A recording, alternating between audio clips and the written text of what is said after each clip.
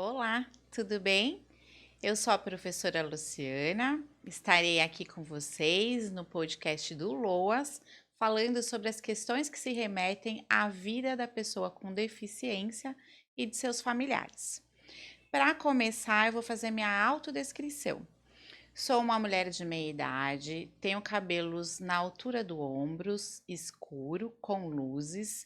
Estou fazendo uso de óculos com hastes pretas. A blusa que eu estou usando é amarela. Ao fundo temos uma parede cinza com uma cratera com uma imagem de uma praia. Bom, agora que eu já me apresentei, eu vou contar um pouquinho da dinâmica desse programa. Ele é um programa mensal que está voltado para a orientação dos familiares e pessoas com deficiência, em que a gente vai discutir aqui as questões do cotidiano da vida da pessoa com deficiência. Então, se vocês tiverem dúvidas, perguntas, quiserem trazer sugestões, se inscrevam no canal, deixem suas perguntas, que a produção vai recolher e a gente conversa sobre elas no próximo programa. Combinado? Bom, hoje eu escolhi para a gente conversar as questões relacionadas à família. É muito comum que a gente tenha a incidência de alguns casos de separação, que a gente tenha pessoas com deficiência sendo criadas por avós, que a gente tenha pessoas que tenham os familiares que tratam as pessoas com deficiência com muita superproteção. São diferentes casos. Mas para tratar um pouco de cada um deles, a gente vai começar falando sobre a constituição familiar. Vamos fazer o percurso histórico para que a gente comece a discutir as questões que comumente aparecem na vida dos responsáveis ou pais das pessoas com deficiência. Vamos lá? Bom, quando a gente está pensando em formar uma família, mesmo antes da gente encontrar uma pessoa, a gente já tem um imaginário do que vem a ser uma família. Então, para mim, Luciana, o que que é uma família? Como é que eu penso essas questões? Antes de eu encontrar alguém, eu já tenho ali uma ideia do que eu gostaria e eu vou idealizar um formato de família. Vamos supor que em algum momento da minha vida eu queira fazer um tipo de esporte, ginástica olímpica. E aí, por conta do meu tamanho ou por conta das situações que foram aparecendo durante a vida, eu não consegui fazer ginástica olímpica. É muito comum que quando eu forme uma família, eu projete para o meu filho a ideia do que ele vai realizar alguns sonhos que eu não consegui realizar. Como esse exemplo que eu dei aqui, vai fazer uma ginástica olímpica. E a gente vai fazendo essas projeções. Do ponto de vista psicológico, isso é normal. E a gente não para pensar, eu estou projetando isso. Não. A gente vai vivendo, essas questões aparecem no dia a dia, na forma como a gente se relaciona, mas a gente nem sempre as identifica. Tanto a mulher como o homem vai fazer esse tipo de projeção. E aí chega o dia que as pessoas se conhecem e formam um casal. Então você tem uma das pessoas com um imaginário, com um sonho, com vontades, e outra pessoa com outro imaginário, com outros sonhos, com outras vontades. E aí elas se unem. O imaginário de uma com o imaginário da outra vai ter que virar um imaginário apenas, né? Que é a situação real. Agora somos um casal. Quando a gente está falando que a gente idealiza o tipo de família, a gente idealiza desde a forma que eu vou me portar. Como é que eu acredito que uma mulher se porta dentro de uma relação? Como é que eu espero, se a minha relação for hétero, como é que eu espero que o homem se porte dentro desta relação? Então, tem um imaginário de como ele vai me tratar, como eu devo tratar ele, de que forma as coisas devem acontecer. Então ele abre a porta para mim, ele faz certas coisas, enfim. Pode ser diferentes coisas. Para cada pessoa é um jeito. Mas por que eu estou falando tudo isso aqui dentro de um tema que se pretende a discutir as questões da deficiência? Porque é assim, quando você forma esse imaginário e aí você constitui de fato uma família, você também vai ter uma forma de imaginar o seu filho. Então esse filho vai ser ou uma menina ou um menino. ele vai ter um jeito de falar, um jeito de correr. Então, você vai imaginando durante o desenvolvimento da criança que essa criança faça diversas coisas. O exemplo que eu dei agora há pouco, falando da ginástica olímpica. Ah, eu vou imaginar que o meu filho vai ser assim, atuante com este corpo, né? Vai querer pular, jogar, enfim. Porque eu tenho ali no imaginário que ele vai realizar também um sonho que era meu e que eu não consegui, tá? E aí, você se depara com um filho com deficiência. Todo aquele imaginário que você tinha, ou que a outra pessoa que constituiu a família com você também tinha, apresentava, ele vai se constituir de outra forma. E é disso que a gente vai falar aqui hoje. Então, a gente chama a questão do luto do filho perfeito. Você tem esse imaginário de um tipo de filho, e esse tipo de filho vai te responder de algumas formas, e isso a gente faz com qualquer constituição familiar. A gente espera, quando eu tiver 15 anos vou fazer isso, quando eu tiver 18 anos vai entrar na universidade, vai fazer tal curso. A gente faz um roteiro, um cenário da vida do outro. Além da nossa própria vida, que a gente já tem esse hábito de fazer um cenário, a gente ainda faz o cenário da vida do outro, do nosso filho. Quando a gente tem uma pessoa com deficiência, a gente tem que lidar com o fato real de que talvez aquilo que a gente programou, aquilo que a gente esperou, não vá acontecer. Ou talvez aconteça, mas não da forma que você gostaria, ou dentro das etapas e sonhos que você foi ali imaginando. Para isso já é muito difícil, a gente precisa trabalhar a realidade. Eu preciso aceitar a condição do meu filho para poder trabalhar com o que ele é, o potencial que ele me apresenta e não com aquilo que eu sonhei. Mas existem algumas coisas que vão ou acarretando uma piora nessa visão de entender o meu filho como uma criança com potência, com habilidades, que vai desde o momento de dar a notícia até a constituição social, da onde essa criança vai passar ao longo da vida dela. É muito comum, infelizmente, a gente ainda vê isso nas pesquisas, que os profissionais da área de saúde, quando vão dar o diagnóstico para a família, ou vão contar para a família que eles vão receber um filho com deficiência, isso não seja feito da melhor forma. Não seja feito do que a gente chama hoje de uma medicina humanizada. Então, a gente já teve relatos, assim, quando eu fazia mestrado, eu pesquisei as famílias, né, de pessoas adultas, e era desde o momento da notícia até o momento da vida adulta, que era o momento atual que a pesquisa acontecia. E aí a gente ouvia relatos assim, que o médico dizia: você está preparado? Seu filho não vai fazer nada, ele é um vegetal. Você não sabe o quanto você vai precisar despender de esforço e de dinheiro para cuidar dessa criança. Tem certeza que você quer dar continuidade a essa gestação? Olha, eu tenho uma notícia horrível. Vocês vão ter um filho com deficiência. Imagina você que ter um filho, seja ele planejado ou não, já mexe com as questões emocionais de qualquer indivíduo. Porque você vai se reestruturar para dar conta de uma nova vida que vai chegar na sua família. Então você vai pensar desde as questões de como você precisa cuidar deste corpo que vai habitar essa criança, o espaço, como é que você vai organizar para receber essa criança, dentre muitas outras coisas que a gente poderia trazer aqui para conversar. E aí, quando você está passando por todo esse momento de transformação e também na questão da mulher, você tem a transformação hormonal que vai acontecer naturalmente, você recebe uma notícia durante a gestação desta forma, totalmente inadequada, trazendo uma posição de incapacidade, já colocando a pessoa com deficiência que nem nasceu num lugar de incapaz.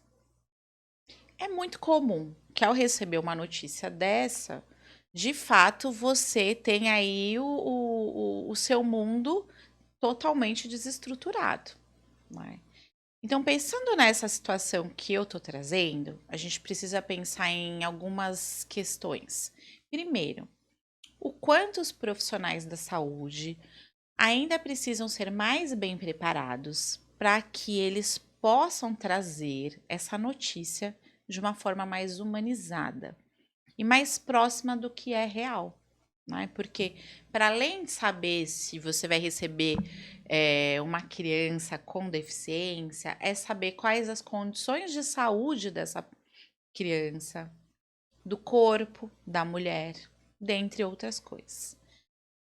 A outra questão é pensar que a gente está falando de uma estrutura de família que está se formando e que a gente precisa ter consciência do quanto a gente pode influenciar essa família a partir do momento que a gente sabe que socialmente a fala do médico é uma fala quase incontestável. Né? Eu sou especialista na área da educação, mas eu posso apresentar aqui inúmeras situações que, se eu estiver discutindo com o médico e a posição do médico for diferenciada, muito provavelmente, por causa da nossa cultura, o peso do que o médico vai falar vai ser maior do que eu como uma pedagoga, mesmo que eu seja uma doutora na área da educação.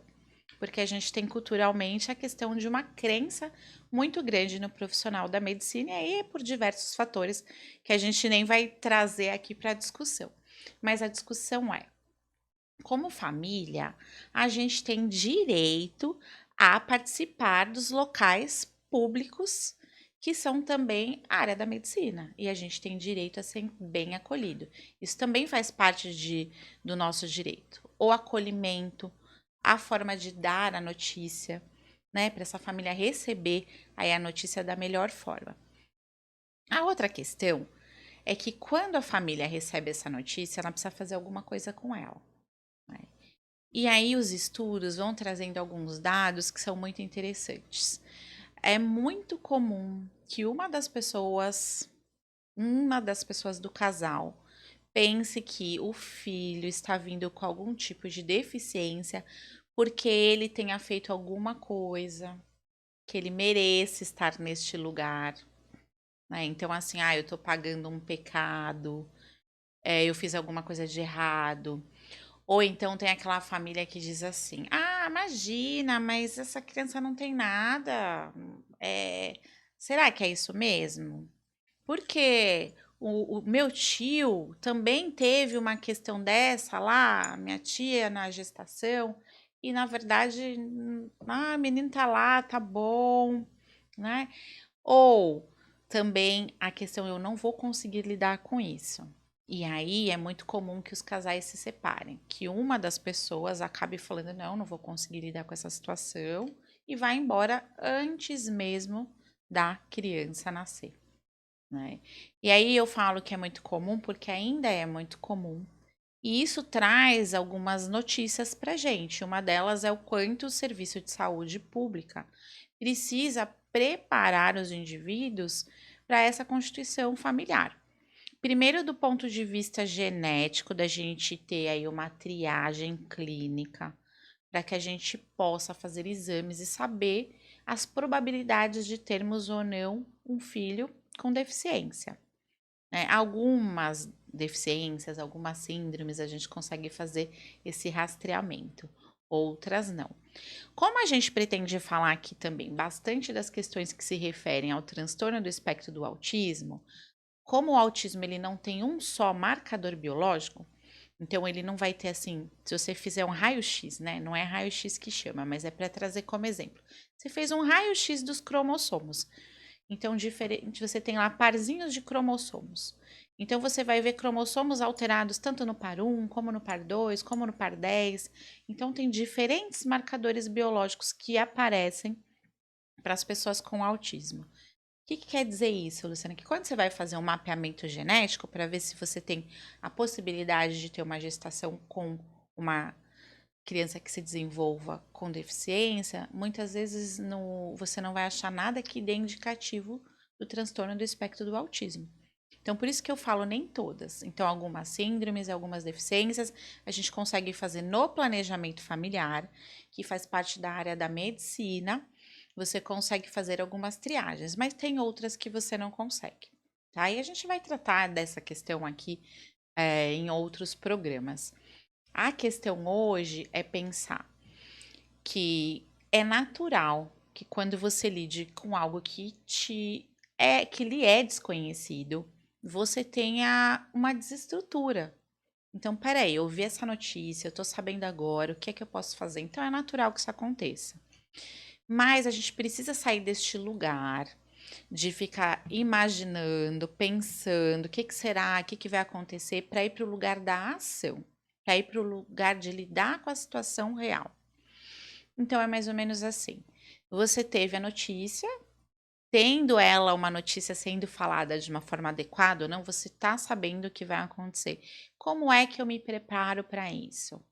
Né? Existe uma fórmula, um modelo, um manual? Não, não existe. Do mesmo jeito que a gente diz assim, ó, que você, como família, tem ali um imaginário, uma constituição, na hora de lidar com a situação, também cada um vai achar a sua forma. Mas existem algumas coisas que a gente conhece que acabam dando certo e que é bacana a gente compartilhar, porque traz aí uma referência do que fazer. Então, assim, se você tá num planejamento familiar ou você tem alguém na sua família que tem uma questão com deficiência, né? Você já tem lá na sua família alguma questão, você faz o quê? Você pode se programar para fazer um mapeamento genético. Isso acontece via SUS, tá? Ah, é comum que ofereça em todo lugar que a gente encontra. Não é em todo lugar, a gente precisa se informar melhor na região que a gente mora, mas ele é oferecido pelo SUS, então você pode fazer isso, que é se programar para este momento que é da concepção. Então tem a questão do mapeamento genético, que você pode programar a sua gestação e fazer aí uma prevenção para que você tenha todos os cuidados, desde os cuidados da sua alimentação, do quanto você precisa dormir para que esse corpo funcione bem e que nutra bem esse ser que está por vir, dentre outras questões. A outra questão é que, assim, se você já teve a notícia durante a gestação, vocês, como casal, como família, vocês podem começar a programar ações que vão auxiliar para esse momento de espera do bebê. Então, primeiro, que tipo de deficiência é essa? É deficiência intelectual? É uma deficiência física? É uma deficiência visual? Então, saber melhor, ter mais conhecimento sobre essa deficiência. Mas, gente, conhecer não é virar assim um especialista naquela área. É muito comum também que a família, quando tem algum indivíduo com deficiência na sua casa, vá procurar estudar. Então, tem muitos casos de família que vai para uma pós-graduação, para uma graduação, tudo na área da deficiência, pensando em acolher melhor, né? Porém, eu vou dizer aqui para vocês como especialista, quando a gente está lidando com uma pessoa, a gente está falando de uma pessoa. A deficiência é apenas uma das singularidades.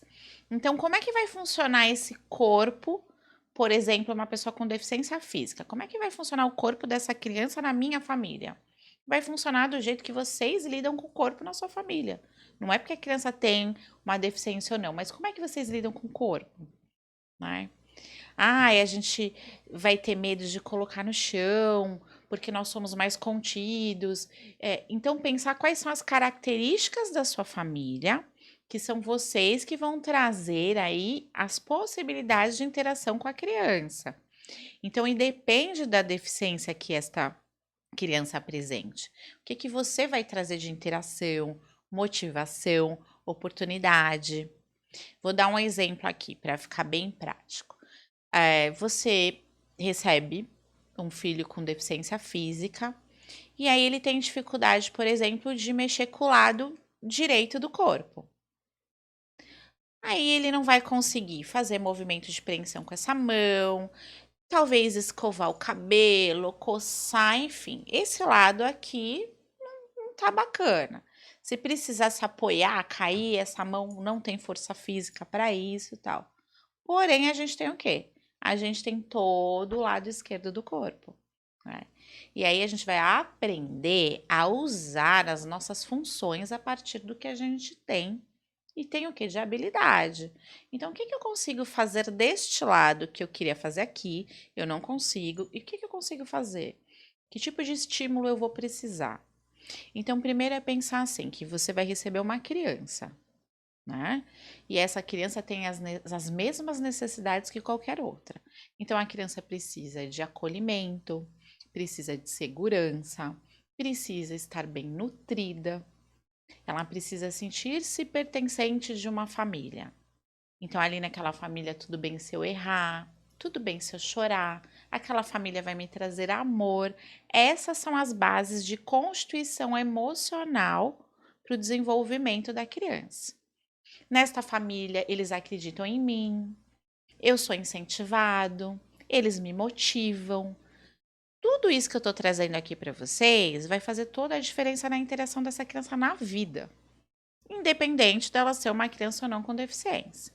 Agora, se você tem uma família que já tem aí um perfil de não acreditar muito no outro, de não estimular muito, de falar, vai lá, se vira, faz você, eu não tenho que fazer nada, provavelmente você reflita isso também nesse filho que vem aí com deficiência. Então é pensar qual é a estrutura da minha família, como que eu posso colaborar nas motivações e potencialidades e lidar com a criança real e não com a criança imaginária. Eu estava falando lá das famílias que procuram estudo, que vão se formar, às vezes as famílias assim viram especialistas na área, porém quando se depara com a criança não sabe o que fazer. Porque tem ali um imaginário de. Não, ó, lá no livro do médico X, da terapeuta Y, tá dizendo que tem que fazer isso aqui. Né? Mas será que tem? Será que isso é bom para todo mundo? Tem uma discussão hoje que está acontecendo que é assim, sobre atendimento terapêutico, sobre atendente terapêutico dentro da escola para auxiliar estudantes com autismo. Então, as famílias têm aí uma questão legal que se apresenta, a gente vai comentar sobre isso aqui em outro programa, mas tem uma questão legal que diz assim, que a família tem direito a ter um acompanhante para o seu filho no processo de escolarização. E aí a gente precisa discutir, que acompanhante é esse? Esse acompanhante para o meu filho é necessário? Então, não é só, eu tenho direito, existe uma lei bacana, não. Será que para o meu filho precisa disso? Que tipo de autonomia eu estou pensando para esta criança? Eu trouxe aqui como exemplo, isso é só uma das coisas, mas existem várias que a gente pode pensar. E aí vamos pensar assim: deu tudo certo, o momento da notícia foi tudo tranquilo, você e a pessoa que está com você aceitou super bem a criança já tá lá na sua casa nos primeiros dias, e aí tem os primeiros momentos sociais, que é a visita da família na sua casa. Vamos combinar que quando chega uma criança, já não é muito agradável a gente ficar recebendo visita, né? Ah, mas é comum socialmente a pessoa vai lá e quer ver o bebezinho. Só que a mulher está num estado emocional diferenciado que precisa de acolhimento.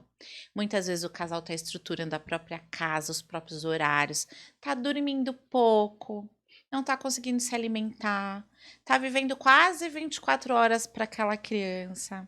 E quando vem com uma questão de deficiência, a pessoa se cobra ainda mais. E aí vem uma visita, né, ver a criança no meio desse turbilhão emocional que vocês estão vivendo se constituindo. Isso já é difícil.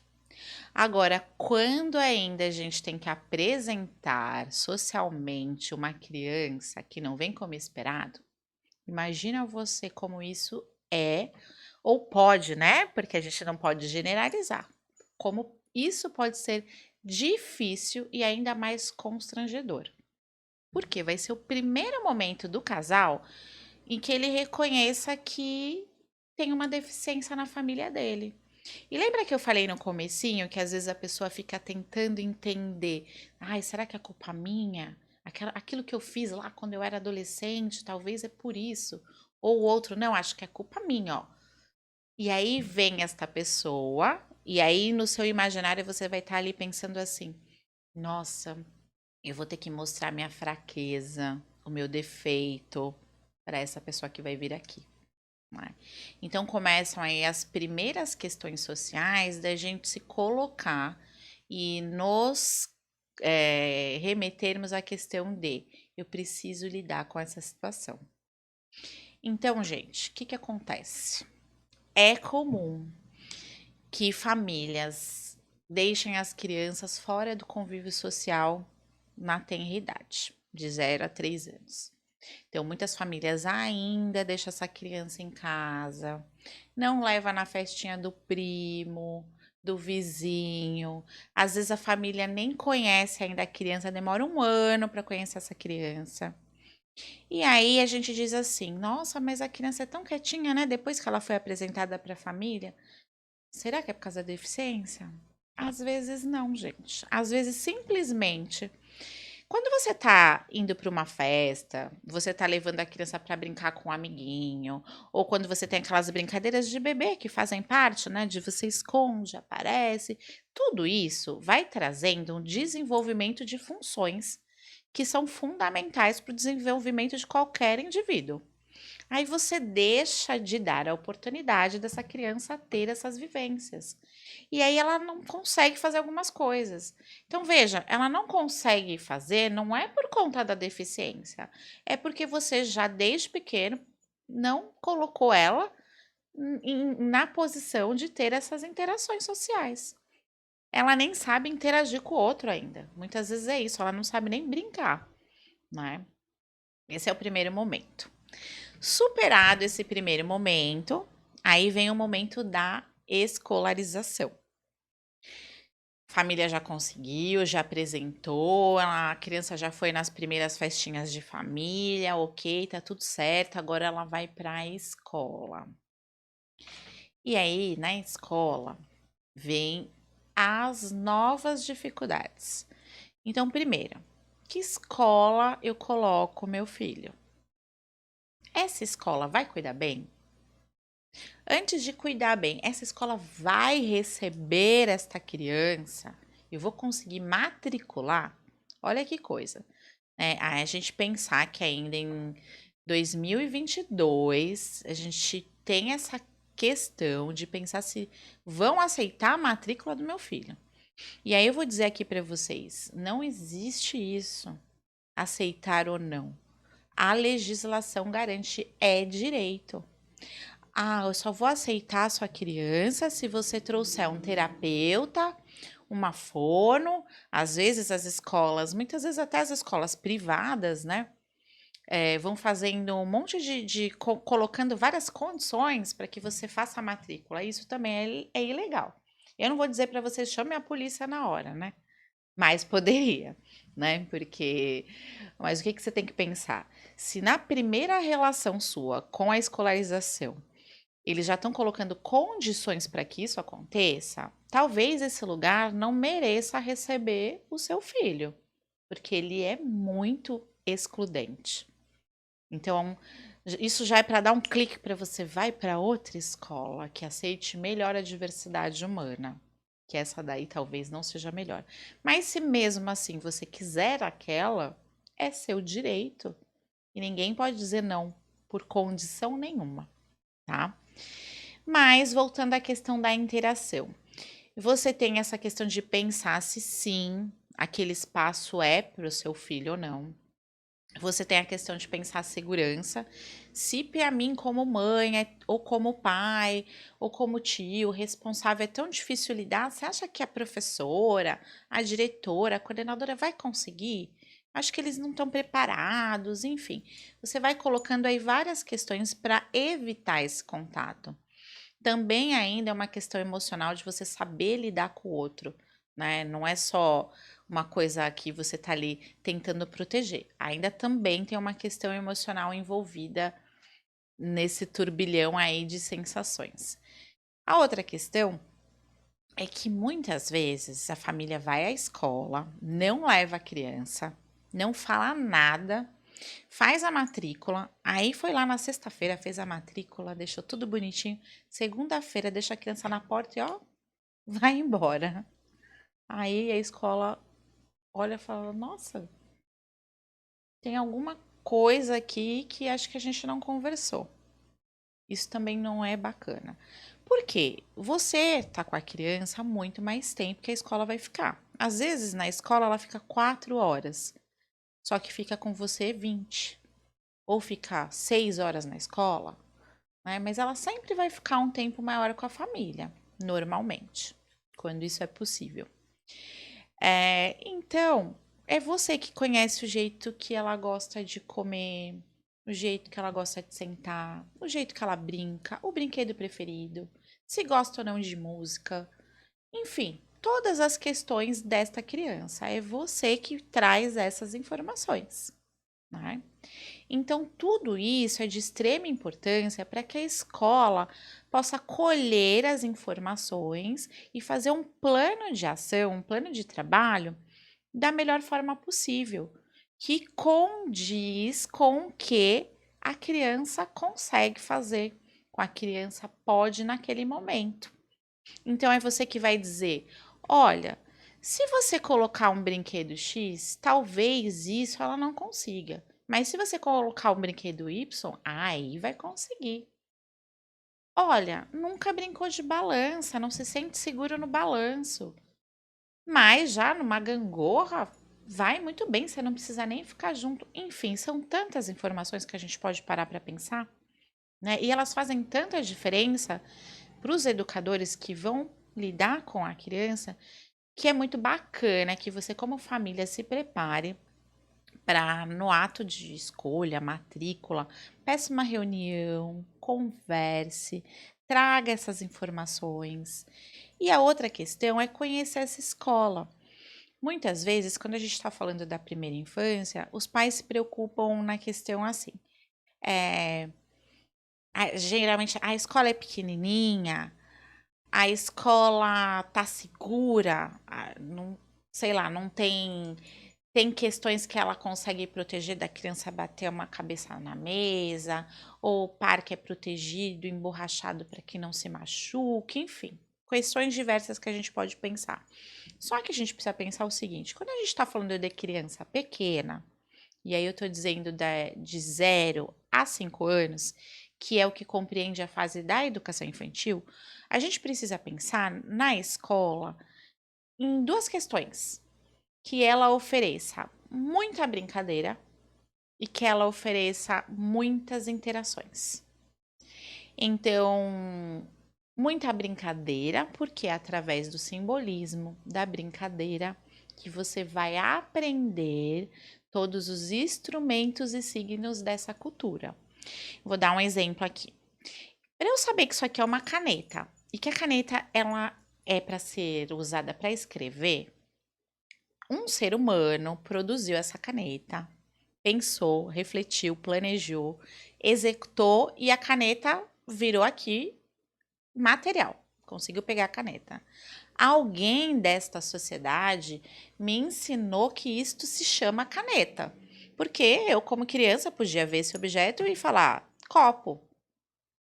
Não, alguém me ensinou, isso aqui é caneta. Nome, caneta, caneta. Eu tô lá pequenininha, caneta, caneta. E o que que eu faço com isso? Aí eu fui, ó, aprendi que isso aqui é para escrever. Só que eu, como criança, também aprendo a fazer coisas diferentes do que me ensinaram. Me ensinaram que isso aqui é caneta e que serve para escrever. Mas sabe o que que eu aprendi? Que com isso daqui eu consigo fazer isso aqui, ó. Eu aprendi que eu consigo prender meu cabelo com uma caneta. Eu aprendi que eu consigo puxar alguma coisa usando uma caneta. Porque todos nós temos uma questão criativa. Então, a gente, a partir da interação, do instrumento que o outro humano me apresentou, eu também crio em cima do que me ensinaram. Eu não paro só aqui no que foi ensinado, eu vou além, né? Então, eu fui além. Aprendi que a caneta também prende o cabelo. Né? Então, quando a gente está pensando no processo de escolarização da infância, a gente tem que pensar em um lugar que tenha um espaço adequado para que eu tenha momentos em que a minha imaginação possa ser colocada em prática, para que eu possa experimentar o meu corpo no espaço amplo, no espaço restrito, no espaço que está aqui no alto, no espaço que está aqui embaixo. nas texturas diferentes. Então, se a gente pensar, é legal que tenha árvore, que tenha grama, que tenha barro, que eu me suje, né? Às vezes as crianças saem da escola, eu acho até, tô rindo porque eu acho engraçado, viu, gente? Porque eu sou da educação infantil também. Às vezes a criança sai da escola tão arrumada que parece que ela saiu assim de quando a gente leva ela pra festa ou pro médico, aquele cabelinho tudo arrumadinho, ela sai da escola assim, você fala, meu Deus, será que essa criança brincou? Não tem um pingo nela, nem de sujeira, né? Não tem, não se suja, não machuca, não, enfim, será que ela brincou de fato? Então essa é uma questão, tá? Da gente refletir.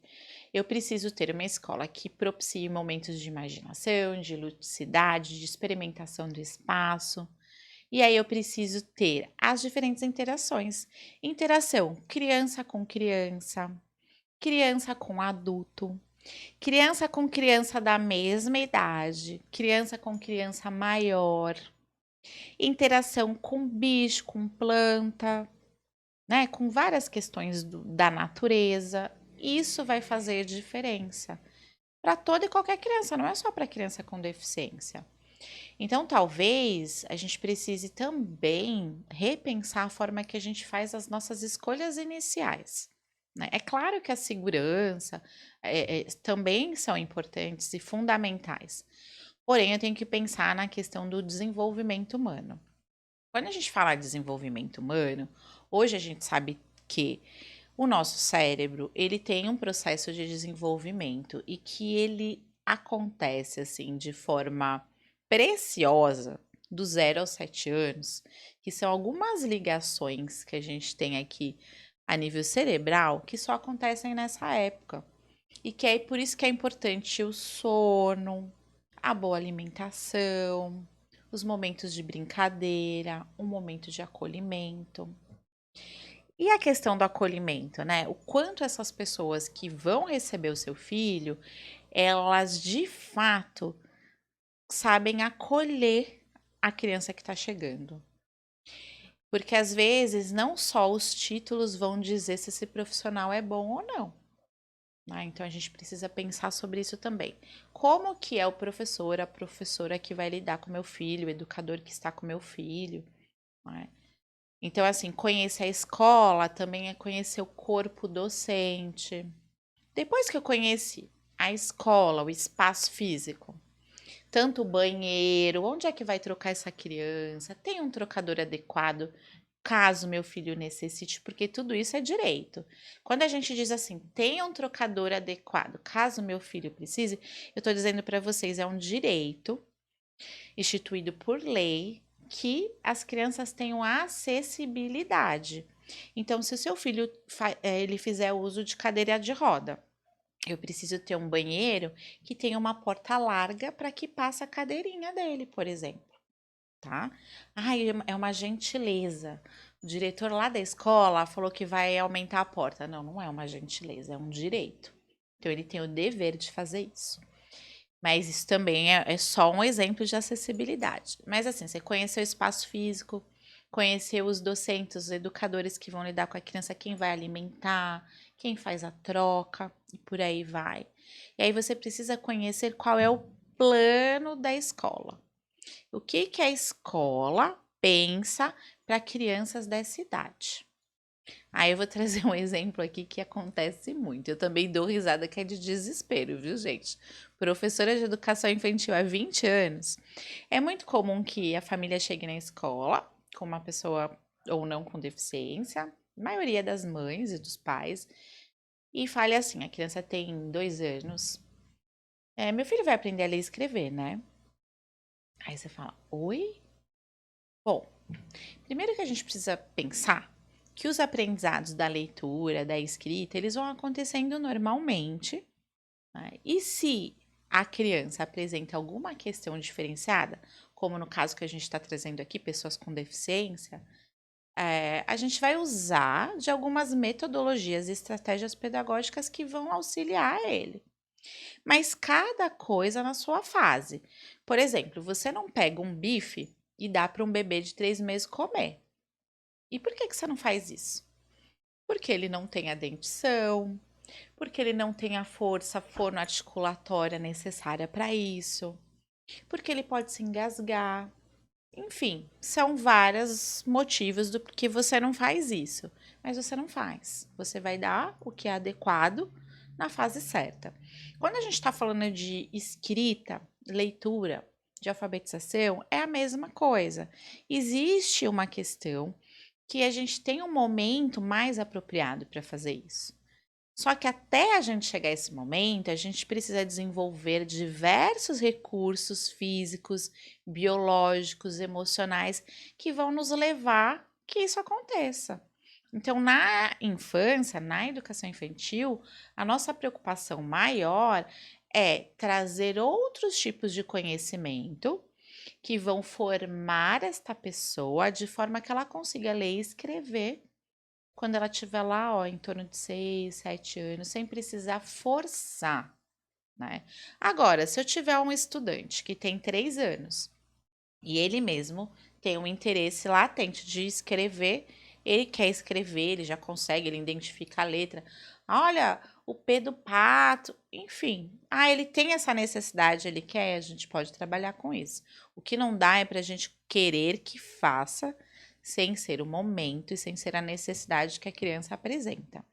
E por que eu tô falando isso aqui? Porque quando a gente está falando de estudante com deficiência, é comum que os pais, tentando superar a deficiência, façam com que a gente dê cada vez mais atividade. Então, tem a criança que está na escola, aí faz terapia ocupacional, aí faz psicologia, aí faz ecoterapia, aí faz natação, aí faz inglês, aí faz escolinha de futebol. Enfim, você tem uma criança muito pequena, sendo aí abarrotada de tarefas.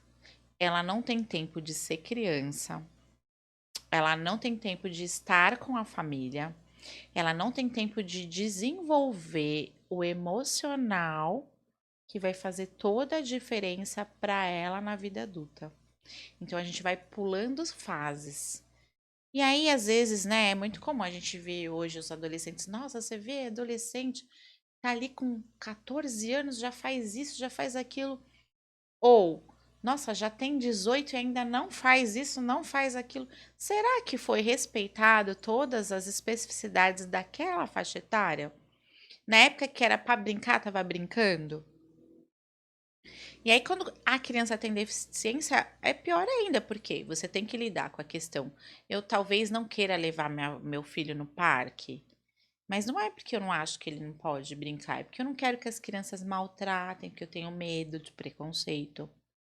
Porque eu não quero que se machuque, porque já tem uma deficiência, ainda vou trazer algum problema para essa criança.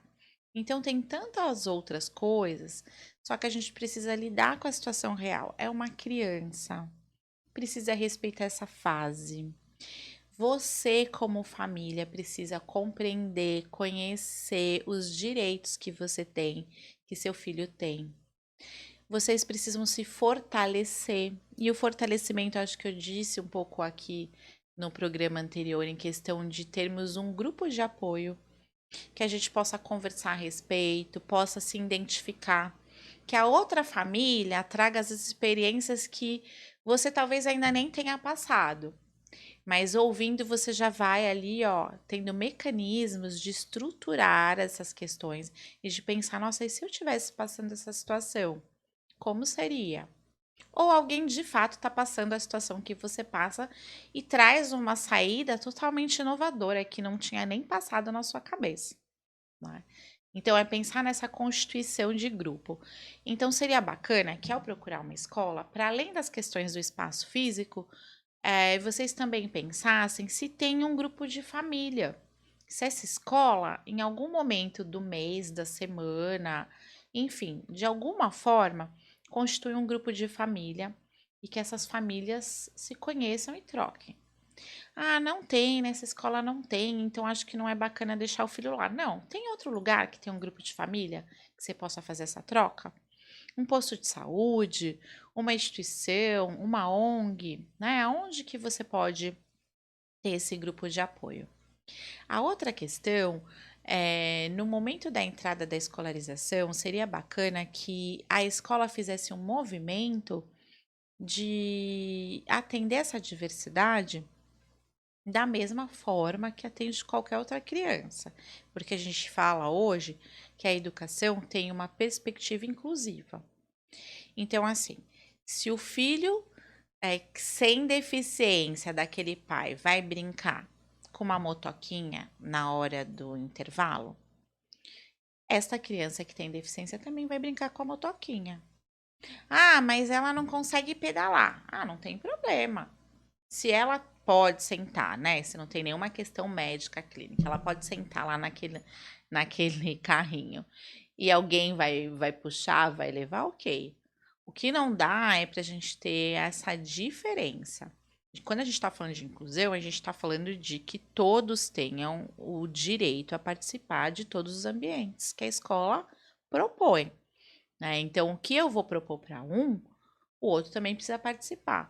E aí eu vou fazendo adequações, ajustes, né?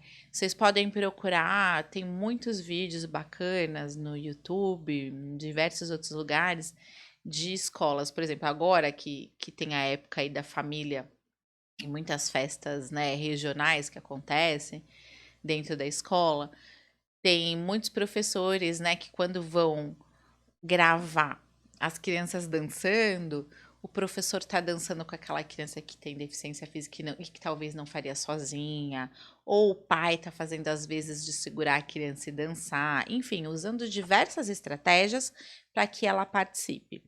Então é importante saber da segurança, do espaço, dos momentos de integração, do planejamento que a escola tem para acolher os estudantes no seu desenvolvimento, da questão do grupo das famílias e como é que eles trabalham a questão da inclusão dentro da escola.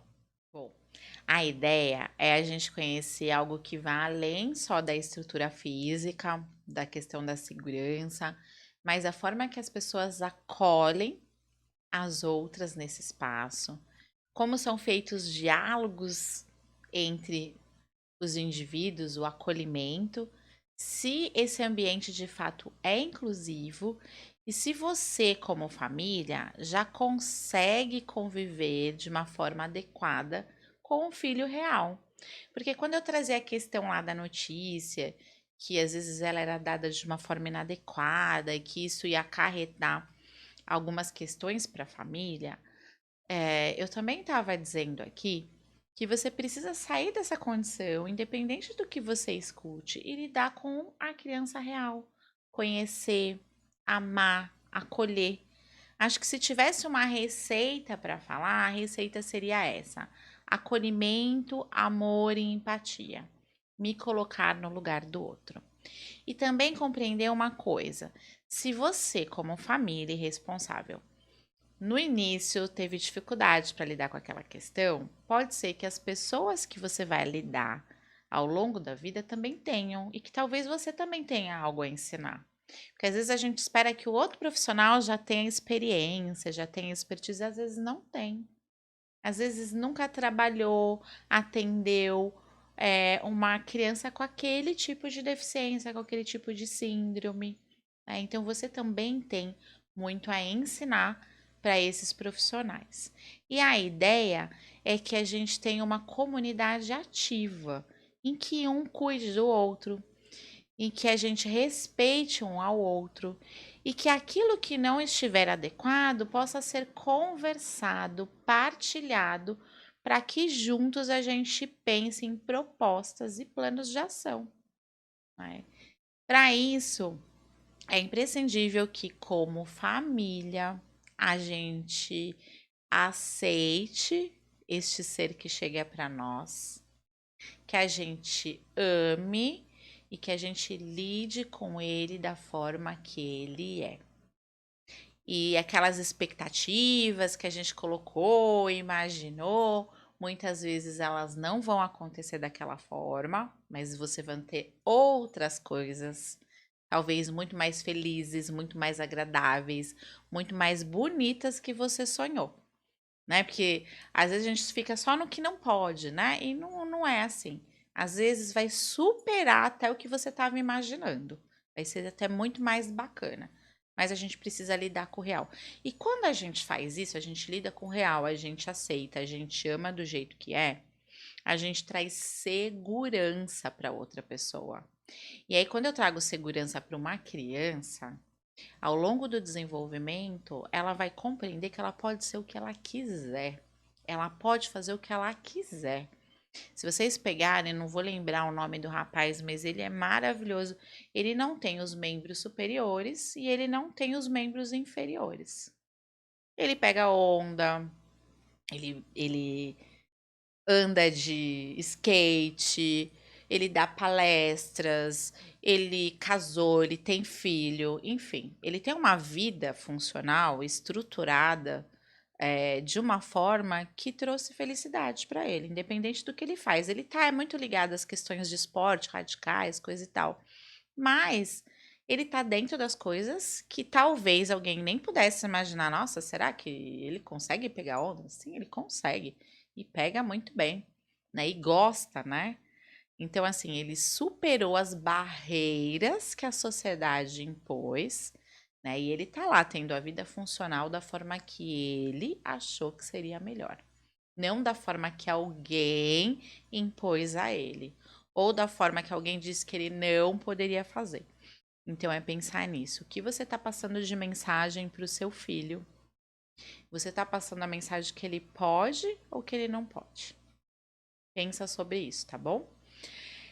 Hoje era isso que eu queria trazer aqui para a reflexão de vocês. Espero que vocês tenham gostado. Não é um tema fácil da gente discutir. É um tema dolorido, mas é um tema importante.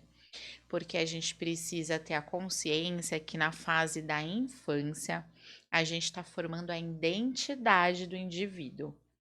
E a gente precisa dar muito carinho, muita atenção, muito amor para que essa identidade seja formada da melhor forma possível, para que a criança se olhe no espelho e goste do que ela vê, tá bom? Não esquece de se inscrever no canal, deixa suas perguntas. Até o próximo programa.